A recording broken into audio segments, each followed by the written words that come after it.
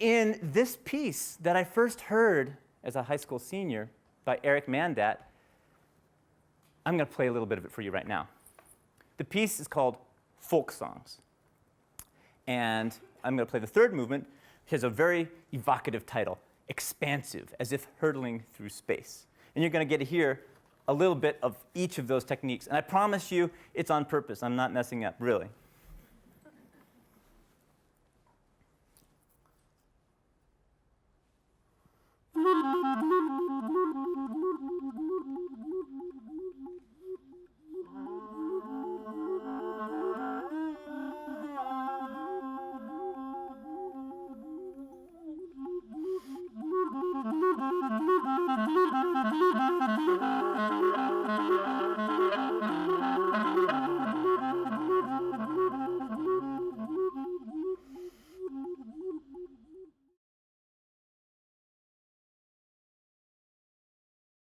Because our beliefs have so much power, if we're not careful about what we believe in and where those beliefs are leading us, they can do more harm than good.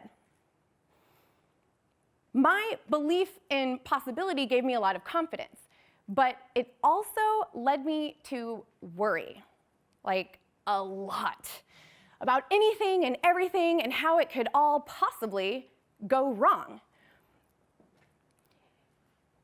And one day, when I was 11 years old, I suddenly started worrying that my hands were dirty and I needed to wash them.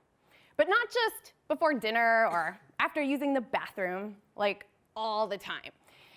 And if I even tried to think about not washing them, they would feel so dirty that I would have to wash them again and again and again and again and again, hundreds of times a day.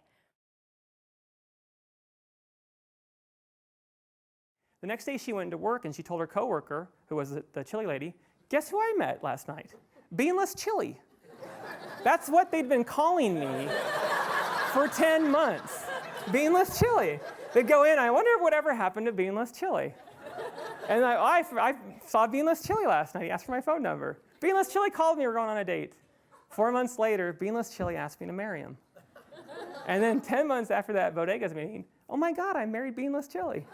She eventually found out my name and all that stuff, but that was just a curious story where, again, the yes to picking the beans out of someone's chili made a very interesting course of my story. My life story changed from there, too.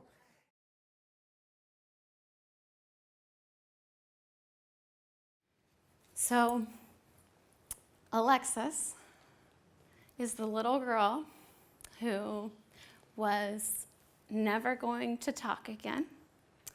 She was, if she did talk, she was never going to talk in a sentence. She was never going to walk again. And she was never going to go to school. She wasn't going to be able to breathe on her own, and she wasn't going to be able to see. And so that is the little girl that I want to introduce you today.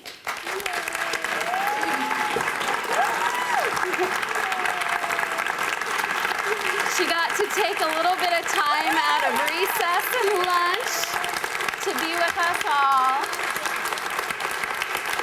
Can you wave?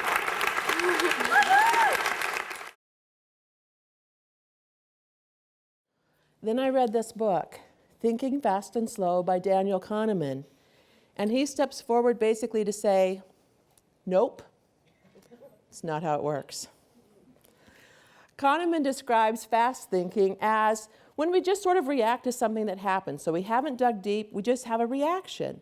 And then he talks about our slow thinking, which is sort of when we sit down to consider something. And that thinking is really biased by our fast thinking. He kind of covers a lot of the topics covered by Blink by Malcolm Gladwell. But Kahneman is a Nobel laureate in economics. And I'll be honest in saying that I think he is probably a more reliable reporter, and I think he might be a more trustworthy analyst. When I started this book, given his credentials, I was thinking, Could be a little bit dry. I might need a little bit of milk with these cornflakes. But this book is really compelling.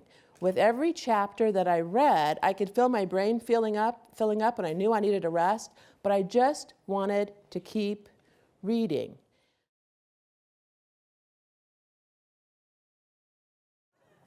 If we do not expand our moral imaginations, we will destroy ourselves. As Thich Nhat Hanh said, we inter-are. Interconnection can be seen as a spiritual belief, especially in Buddhism, but it's also a scientific fact. At its core, interconnection is a survival strategy.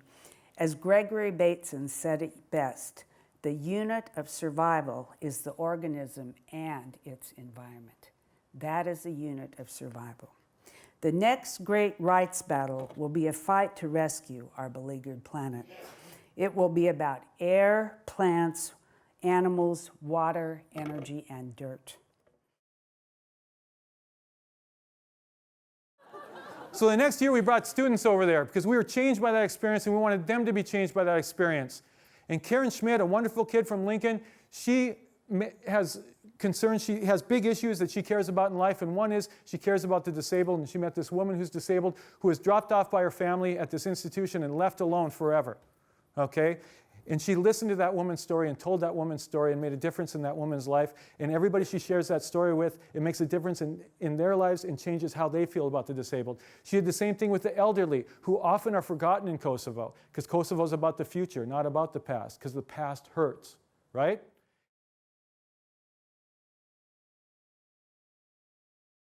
And I tell my students that in order for you to be an effective leader, you have to make connection with your deepest self.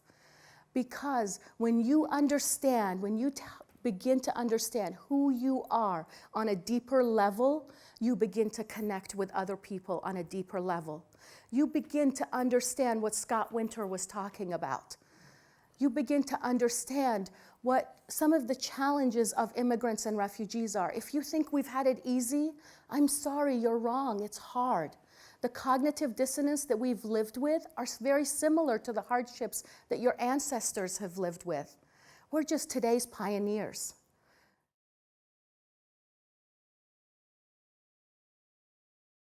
So it turns out that many people in this room, or people they know, were dealing with something known as the Missouri River flood of 2011 last year.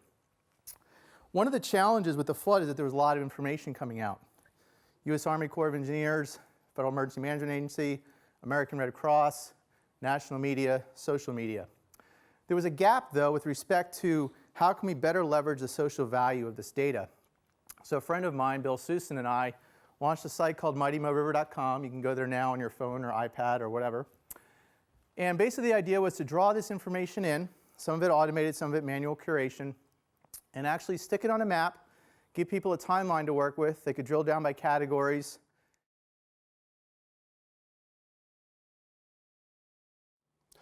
The Holocaust lends us the opportunity to study any number of things going on in the world today. The Holocaust itself is a unique watershed event. It's the best documented event in the history of the world. And it ties so closely into things that are happening in our world today.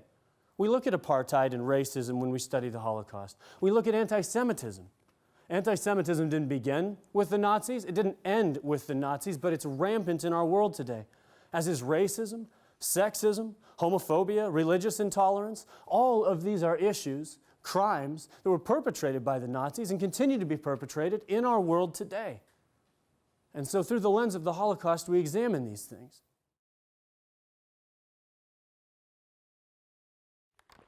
In Excited, though, we have a little different dynamic. So you do have the same,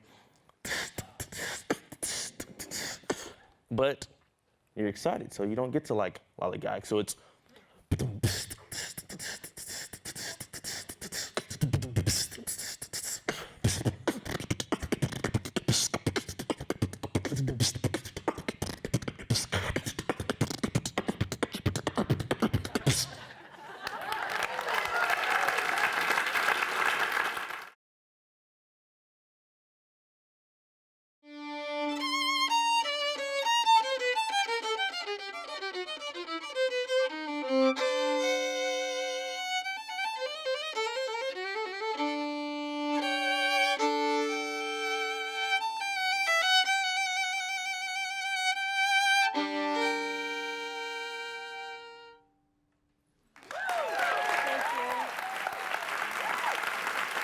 you.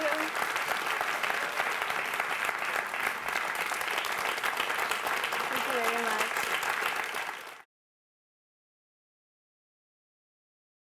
Well, eventually, I made my way back to my car and I headed back east toward home. And I was so full of adrenaline and so excited about what had happened that day, I started to replay the day in my mind. And I thought about getting up early in the morning and driving to the jump school and stepping into the harness and getting my goggles and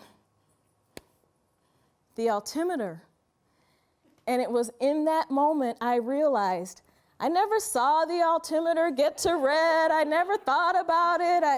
I never paid attention to it. And even when you look at the video of the event, you can see my jump instructor, he pulls my hand in front of my face, he taps it, tapped me on my head, still nothing. Nothing, nothing, nothing. So in that moment on the highway, I had to pull the car over to the side of the road because I was having a moment. I was having the moment I should have had when I was falling out of that sky.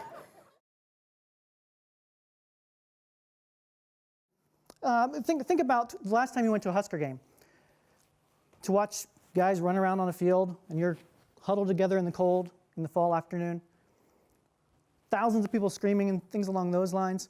You probably could have watched that game at home on your big screen TV and seen a better game, but we are wired for that experience. We are wired to be a part of that experience, to be a part of something bigger, to say, I was there, I had a part of that. And that's why experiences are important. And it's not just these big experiences, it's the experiences that last a lifetime. When you're on your deathbed and you're thinking back, I guarantee there'll be certain experiences in your life that you'll look back and say, those were the things that made me happy. Those were the things that made me go in a different direction. Those are the things that are important to me. Whether it's the day you were married, the day you had your first kid, running a marathon, playing with your kids, or even those magic moments just having dinner with friends and the good conversations that you have. Now, I like to use the singing cowboys metaphor when discussing these principles that I've learned on the trails and in the trials of life, since most of us at some time or another think about being a cowboy. Now, when I was a kid, I told my dad, when I grow up, I want to be a cowboy. My dad said, son, you can't have it both ways. You either got to grow up or be a cowboy, okay? Well, Gene Autry, America's favorite singing cowboy and tremendously successful businessman, and my childhood hero, said, well, I don't deserve all the success I've had, but I've had arthritis, and I don't deserve that either. And then he said this, if your youngster has a faith to live by, he'll never wander off the trail. As any cowhand will tell you, if it's easier to keep on a well-marked trail than it is to hunt a maverick once he's wandered away.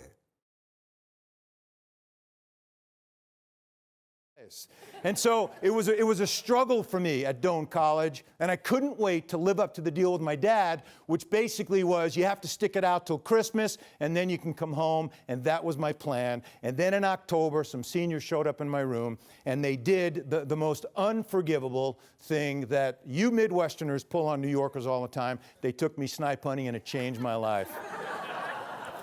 And so from there, I graduated from Doane. I told my dad. He was really excited now because he found out that with a college degree, I can come back and be a sergeant in the police department. And I said, Dad, I've got a teaching degree. I want to try 1 year. And my dad said to me, well, if you must. Well, 1 year turned into many years. And I began a journey as a teacher and a coach and a principal and a superintendent. And it's been just a great, great run so far. But what I've learned in the nearly 34 years that I've been involved in education, what I've learned is that the power of relationships is single-handedly the most important thing that we can receive and that which we can give. So it's something that I learned while giving away art.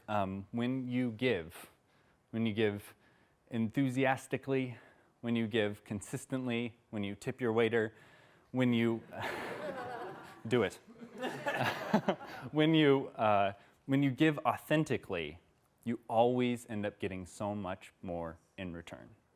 So in that spirit, I have a long way to go. This is number 43. And I think you need to have this. It's my birthday today. Happy birthday.